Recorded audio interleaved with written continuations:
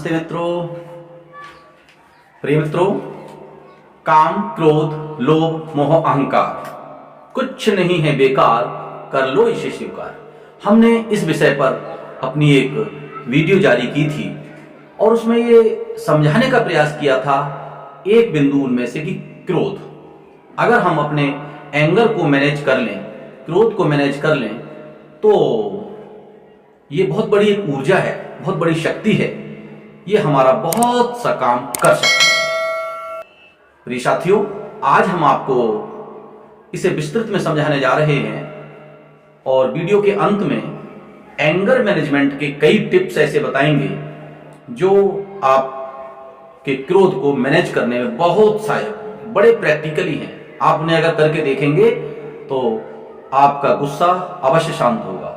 गुस्सा आ जाना बुरा नहीं है, लेकिन गुस्सा को मैनेज करना आना चाहिए। गुस्सा बहुत बुरा एक कोई पाप नहीं है, लेकिन गुस्से को मैनेज करने की कला आपके अंदर होनी चाहिए। एंगर मैनेजमेंट, इस टॉपिक पर हम कुछ चीजें समझते हैं।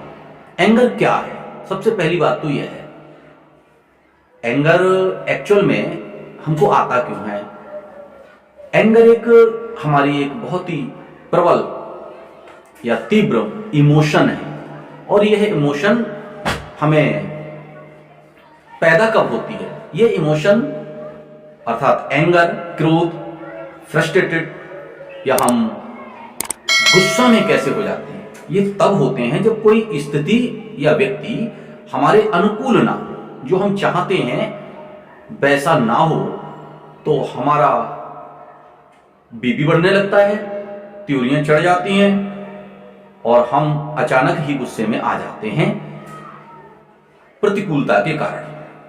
तो फिर होता क्या है? ये तो सबको मालूम होता क्या है। फिर तोड़फोड़ होती है, कभी कभी गाली गलौज होती है, कभी कभी मारधाड़ होती है और कभी कभी बहुत व्यापक डिस्ट्रॉयड पोजीशन पैदा हो जाती है, विनाशकारी व्यवस्था। जी हां, एंगर में अगर केवल टी जोड़ दिया जाए तो डेंजर पैदा हो जाता है। जी हां, एंगर से हम डेंजर जोन में चले जाते हैं, जबकि होना यह चाहिए था कि एंगर को मैनेज करके हम एकदम किसी रिवॉल्यूशनरी रिफॉर्म की ओर चले जाने चाहिए थे।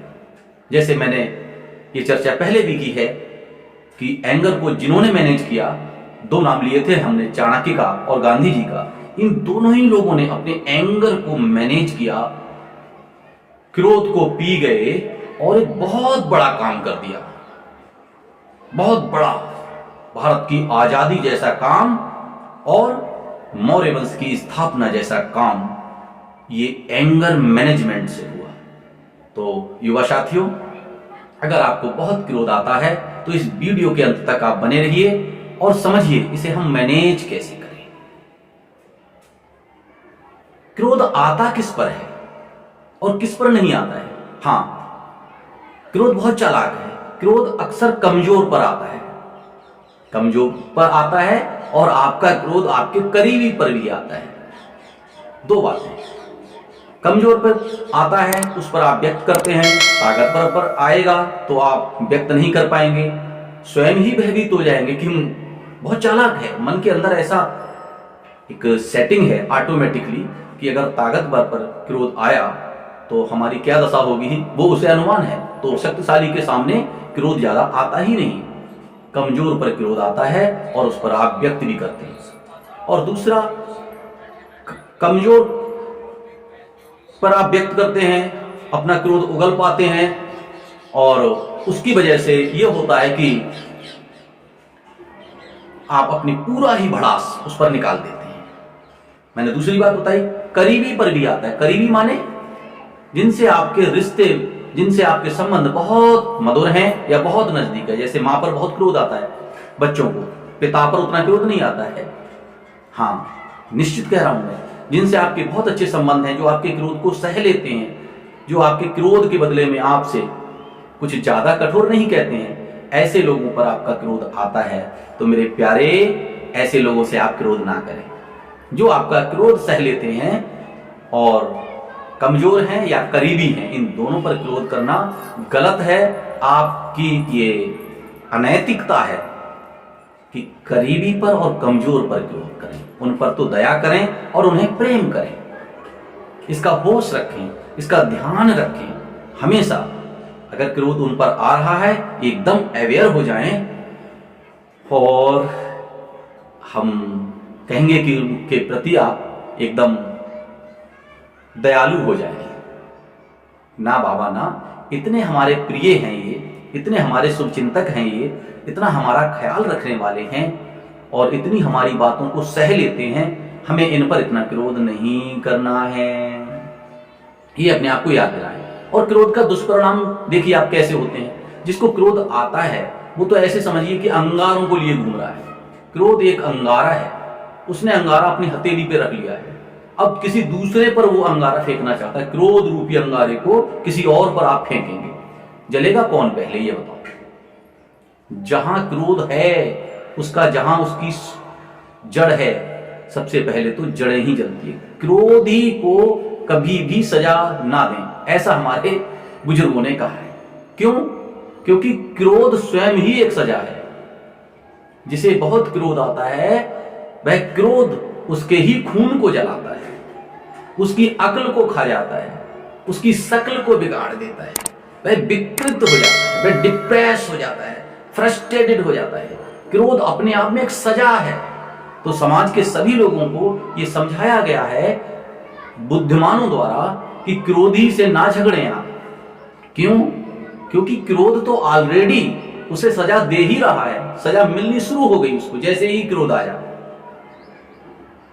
तो क्रोध एक सजा है, इस सजा से बचें। कैसे बचें?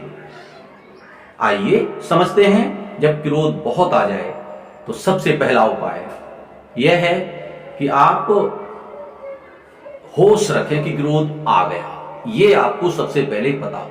क्योंकि जब बहुत क्रोध आ जाता है तो अक्सर लोग क्रोध को नहीं देख पाते, समझ ही नहीं पाते, उसके आवेश में इतने आ जाते हैं कि उस आवेश में उनकी जुबान खुलती है तो आग उगलती है, उनका एक्शन होता है तो बर्बादी होती है, लड़ाई होती है, कुछ भी हो सकता है।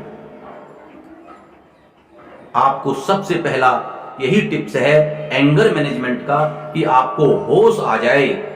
मेरी शुभकामनाएं हैं आपको होश आ जाए कि क्रोध आ गया। अगर आ गया है तभी आप मैनेज कर पाएंगे उसे। तो पहला मैनेज ये करना है कि आप गहरी सांस लेनी है, डीप एंड स्लो, गहरी और धीमी, ऐसे गहरी और धीमी सांस लेनी है। क्रोध में सांसें तेज हो जाती हैं, उसमें हमको सांस जानबूझकर धीमी लेनी है और गहरी सांस लेनी है। अपने आप को ऑटो सजेशन देना है कि मैं शांत हो रहा हूं, मेरा क्रोध अब शांत हो रहा है, आ गया अब जा रहा है, मेरा क्रोध अब शांत हो रहा है। अपने आप को ऑटो सजेशन देने। तीसरी बात, अभी कुछ देर मुझे कोई एक्शन और कोई टॉकिंग नहीं करनी है, ये भी अपने आप को ही मैनेज करना है, मेंटली आपको रिपीट करना है। और अगर पॉसिबल है तो पानी मंगाकर पीना है। पानी लेने चले जाएं, अगर मंगाना ही जरूरी नहीं है तो आपको पानी पी लेना चाहिए। थोड़ा सा किसी और एक्शन की ओर बढ़ जाएं जिनमें पानी पीना एक बड़ा एक्शन है। और मैं समझता हूं इन्हीं 2-3 छोटी छोटी बातों से, गहरी और धीमी सांस लेना, पानी पी लेना, अपने आप को ऑटो सजेशन देना, और इन्हीं से क्रोध शांत हो जाएगा। और बहुत ही चमत्कारी एक विधि बताने जा रहा हूं अब, जो निश्चित रूप से आपके क्रोध को हमेशा के लिए खत्म कर देगा। तो वह यह है कि आप कभी कभी संडे वगैरह में फुर्सत में अपने ही घर में या अपने बहुत नजदीकी लोगों के साथ नकली क्रोध करने का ड्रामा करें। ये कैसे होगा? ये ऐसे होगा कि अंदर से क्रोध ना आए और ऊपर से आप क्रोध ही चेहरा बना लें और इसका मजा लें। 10 मिनट 20 मिनट जितना पॉसिबल हो, और बाद में इसे आउट कर दें।